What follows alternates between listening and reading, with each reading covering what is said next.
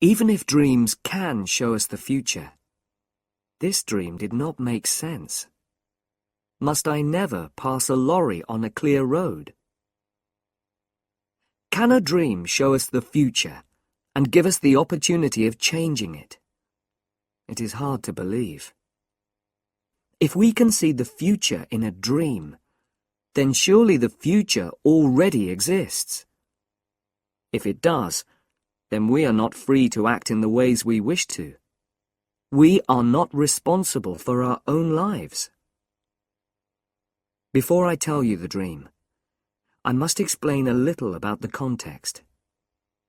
It was the summer of 4 years ago, and I was driving my family back from Italy through the south of France. My son had not yet learned to drive. My daughter was too young, and my wife doesn't drive at all. I had been at the wheel for the best part of 3 weeks. Perhaps I was tired. Perhaps I could think of nothing except cars. We spent the night of the dream in a town called Tain-l'Hermitage. Now I'll tell you the dream. I was sitting in a big, powerful, cream-coloured car, and I was driving at high speed through the country. I was coming to a bend in the road, and in front of me, there was a very large lorry. My foot reached out towards the brake, but it could not find it. I looked down. There was no brake. Worse, my hands held empty air. There was no wheel for them to hold. There were no controls of any kind. Already, we were almost into the back of the lorry. I shouted in fear. Then I heard a calm voice coming from my left, and I turned my head. A stranger was sitting there. He was a cheerful man of about 40. He was wearing an expensive shirt, and on his head he had a red hat. I couldn't understand what he said. He spoke very quickly in French, and my own French is not very good. I didn't, in fact, care what he said. My eyes were on his clean, fat hands, which were holding the wheel. This car had its wheel on the left. He, not I, was in control. We drove safely round the bend. He turned the wheel slightly to place the car in the middle of the road. He was going to pass the lorry. The road stretched straight ahead. It was bright in the sunlight, and it was quite empty. Only one other person was in sight. A woman was sitting outside a small house with white walls, and this house was almost exactly ahead of us. She was sitting by a table, putting some flowers in pots. She wanted to sell us some, and waved them at us. This sight, for some reason, filled me with a terrible fear. The flowers made me think of death, and our final resting place. At this moment, we were level with the lorry and ready to pass it. But then the lorry began to turn away from the side of the road towards our car. It appeared that the driver was doing this on purpose. The stranger by my side shouted loudly and tried to move out of the way. There was a terrible noise from the back of the car, and then an explosion. The earth seemed to turn over, and the noise of flames burned in my ears. At that point, I woke up in fear. I was very worried by this dream, and could not sleep again. It seemed to have a message, and I wanted to explain it. Even if dreams can show us the future, this dream did not make sense. Must I never pass a lorry on a clear road? The road to Paris is always filled with very large lorries. Most of them come up from Marseille, and I always have to pass them when the road is clear, I can't drive slowly behind them forever. No, this was not the meaning of the dream. At its heart was some kind of fear. I had to recognize my fear, and then I could forget all about it. I thought about my driving during the last 3 weeks. I tried to remember all the lorries and all the small white houses. I thought of all the cars which were painted cream. I remembered nothing of any great interest. I had imagined that the road in the dream must be in France. It was long, empty, and straight. But then I remembered that we had passed the lorry on the right. So the dream was about a road in England. In England, all cars keep to the left. Immediately, I remembered something.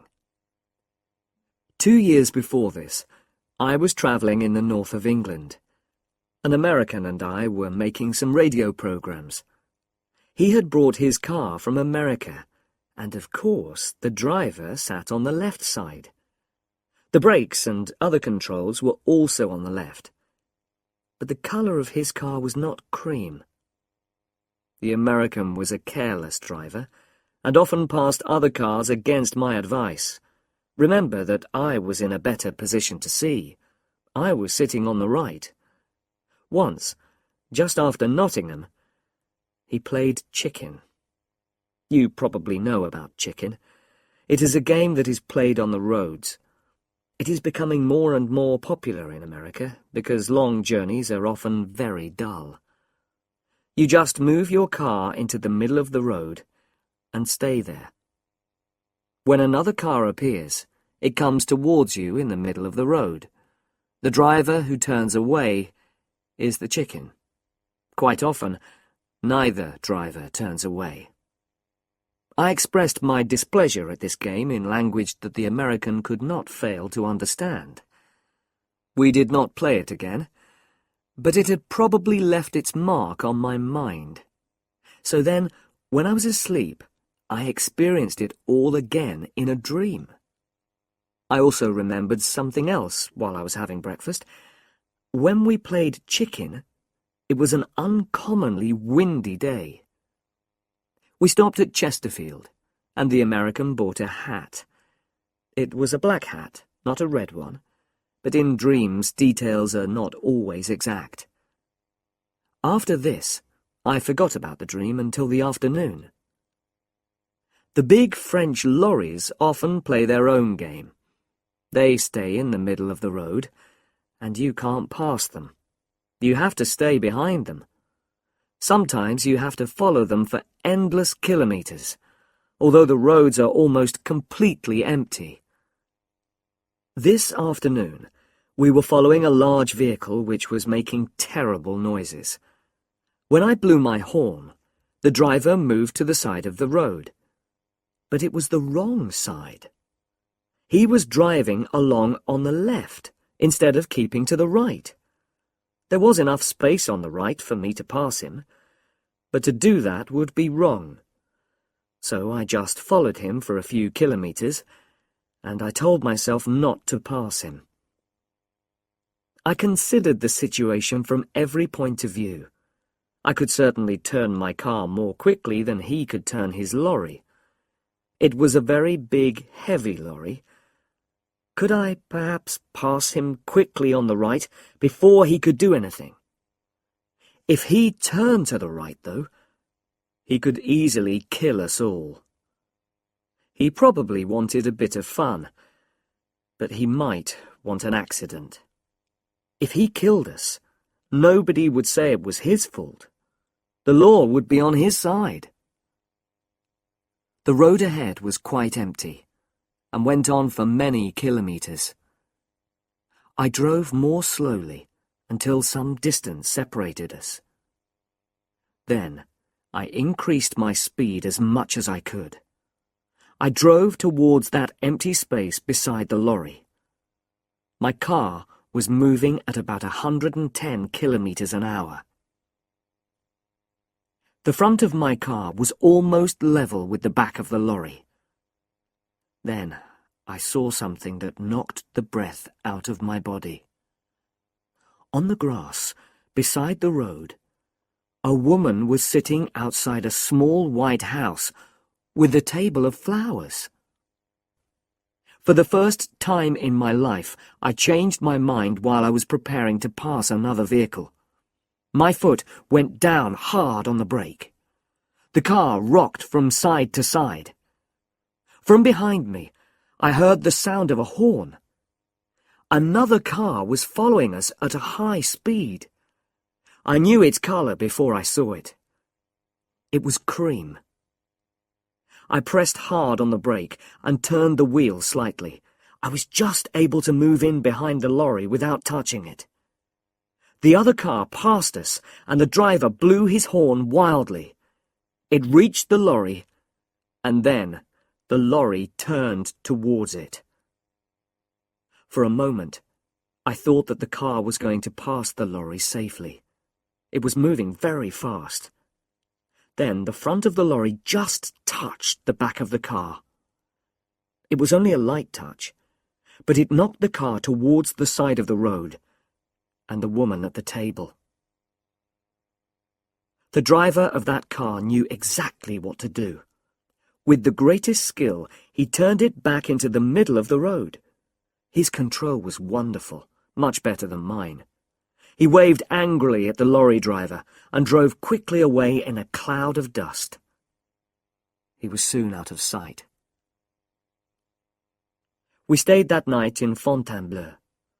A big car was standing outside the hotel, and the back showed signs of damage to the paintwork. It was a cream car, and so I looked for the driver. He was not wearing a red hat or an expensive shirt. He was a young man from Paris, not like the driver in my dream. He spoke good English, so I asked him if he would like the number of that lorry. I had noticed it, and I was happy to give it to him. But he only laughed. The law won't help you if you pass on the wrong side of the road. To him, the whole thing had been a game. "It tests your skill," he said. "If the car is powerful enough, you can do it. But you couldn't do it. Not in your car." I didn't tell him about my dream, my reason for not passing the lorry. There was no time. He was in a hurry and wanted to reach Paris quickly. It made me think, though. I don't really believe in dreams, of course, but some things saved us all from a terrible death.